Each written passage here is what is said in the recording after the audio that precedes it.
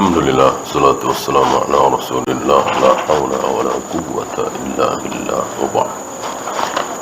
Pertanyaan, ketika menjelaskan tentang kaki Allah, tangan Allah, wajah Allah dan lain-lain, kemudian refleks menunjuk pada wajah, kaki, tangan dan seterusnya, apakah ini dibolehkan?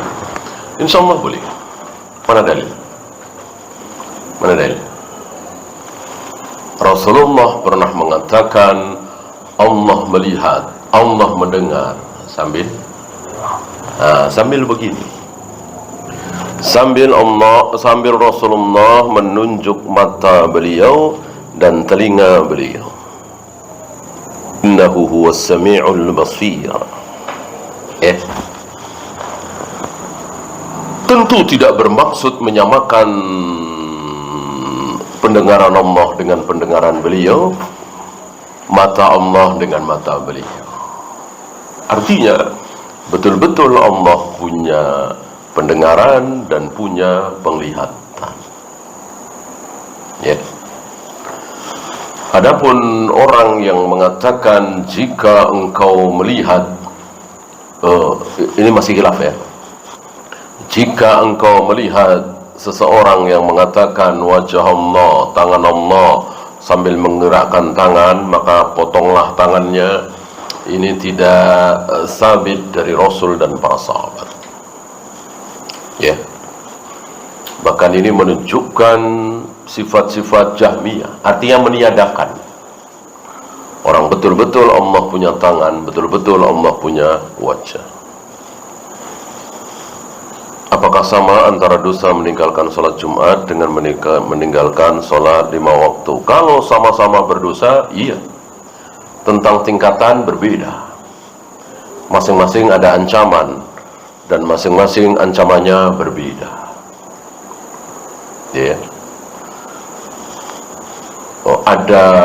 Ada ancaman khusus bagi yang sengaja meninggalkan sholat Jumat 3 kali berturut-turut.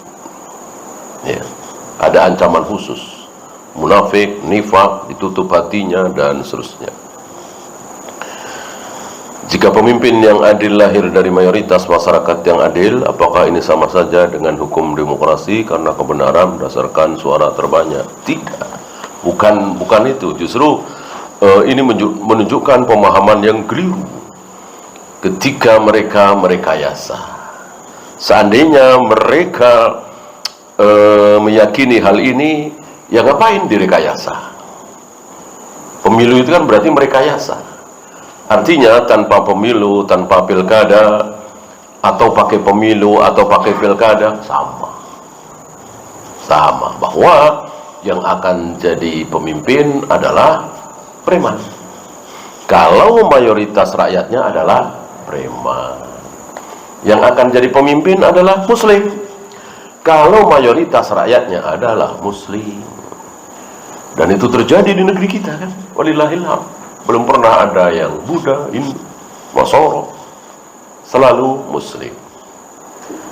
Dari Soekarno, Soeharto, Habibie sampai pemimpin presiden kita hari ini, insya Allah semuanya muslim.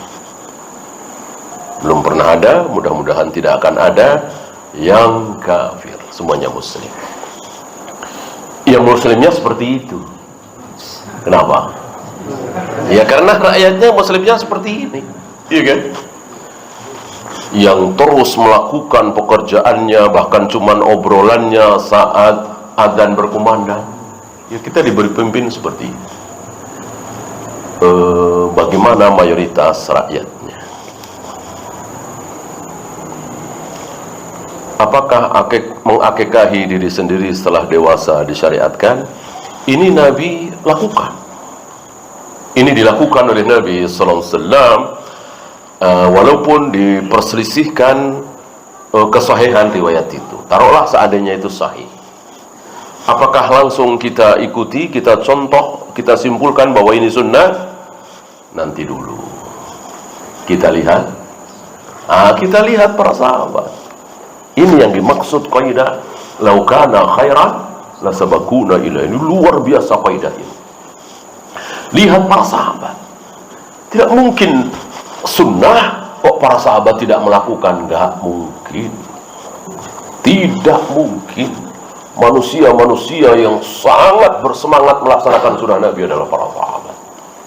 Nah, jika mengakikahi diri sendiri ketika sudah dewasa adalah sunnah, tentu para sahabat berbondong-bondong.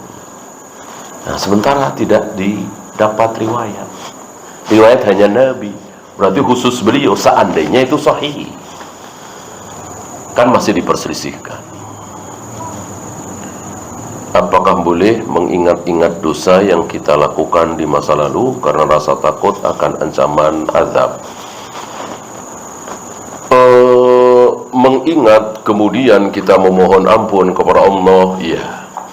Mengingat-ingat lalu kita putus asa bahwa saking besarnya, saking banyaknya dosa kita, tidak mungkin Allah mengampuni saya. Ini tidak boleh. Ini suudzon. Masih ingat ucapan Umar ketika melihat orang mantan ahli maksiat terus menangis, takut dosa-dosanya tidak akan diampuni oleh Allah. Apa kata Umar? Aku tidak tahu. Aku tidak tahu apakah dia waktu bermaksiat itu lebih buruk atau justru sekarang dia lebih buruk. Artinya Umar yakin dua-duanya buruk. Dulu waktu dia bermaksiat buruk, sekarang dia ketakutan luar biasa, meyakini bahwa Allah tidak akan mengampuni, tidak ada harapan bahwa Allah tidak akan mengampuni dia. Ini pun buruk. Maka tidak boleh seperti itu. Harus ada harapan bahwa Allah akan mengampuni kita.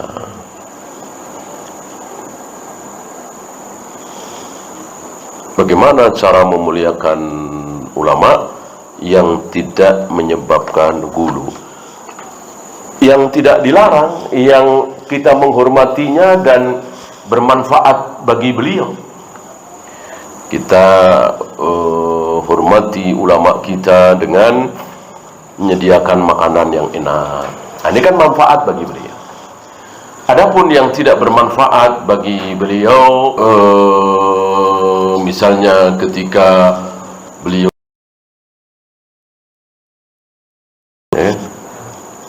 beliau datang nih, kita berdiri kiri kanan gitu ya. Ada manfaat bagi beliau? Nggak ada manfaatnya. Yang ada kesombongan. Kita gelarkan apa gitu ya, karpet merah misalnya. Manfaat bagi beliau? Tidak. Ya kecuali lantainya licin, biar nggak kepleset, gelarin karpet merah. Ya tentu boleh, itu manfaat. Kalau nggak ada manfaatnya, nggak boleh. Jadi menghormati seorang alim, seorang ulama, tidak boleh dengan sesuatu yang tidak ada manfaatnya. Kita nunduk gitu ya, mirip-mirip ruku, nggak boleh, haram. Kecuali yang nggak ada manfaatnya itu dicontohkan oleh Nabi sallallahu alaihi wasallam. Assalamualaikum, waalaikumsalam. Kita juga nggak tahu kan manfaat assalamualaikum apa. Manfaatnya kan nanti di akhirat. Sebagaimana ciri khas ibadah makhluk kan, manfaatnya nanti di akhirat. Nah, assalamualaikum, waalaikumsalam kan manfaatnya nggak ada. Tapi dicontohkan oleh Nabi sallallahu alaihi wasallam. Maka itu boleh. Ya. Termasuk kita panjang ulama kita apa manfaatnya? Ya, kita kunjungi kuburannya rutin, ya, berbondong-bondong. Tujuan satu-satunya kita ziarah kubur adalah ingat mati, litudzakiral maut, agar kita sadar bahwa kita mau mati. Nah, kalau tujuannya cuma ingat mati, ngapain mesti jauh-jauh? Ngapain mesti kubur si A, si B, si C? Yang penting kuburan kaum muslimin. Kalau kuburan itu kuburan orang saleh, orang baik, mendatangkan berkah, mendatangkan manfaat, tentu mestinya kuburan para nabi, para rasul, yang jelas baiknya, jelas solehnya. Kenapa itu nggak ada? Ya kan? Kenapa Allah tidak tampakkan kepada Nabi alaihi salatu wassalam di kuburan Nabi Ibrahim sebelah sini, Nabi Musa sebelah sini, Nabi Yahya, Nabi Zakaria, mereka ini kuburannya mendatangkan berkah, berbondong-bondonglah ke situ. Kan mestinya seperti itu. Nggak ada contoh sama sekali. Nah, begitu pula ketika Nabi wafat, tidak ada yang berbondong-bondong ke makam Nabi. Ya, nggak, jangankan berbondong-bondong, sendiri aja nggak bisa. Ya, Utsman, Ali, Zubair, Tolha, bukan Abu Bakar ya. Kalau Abu Bakar bisa, Umar, nggak bisa. Nggak bisa menziarahi kubur Nabi. Kenapa? Ya, itu kan kamarnya Aisyah. Mosok masuk situ. Ya, Abu Bakar itu ayahnya kan. Ya, kita akhiri. Subhanakallahumma bihamdika asyhadu an la ilaha illa anta astaghfiruka wa atubu ilaik. Assalamualaikum warahmatullahi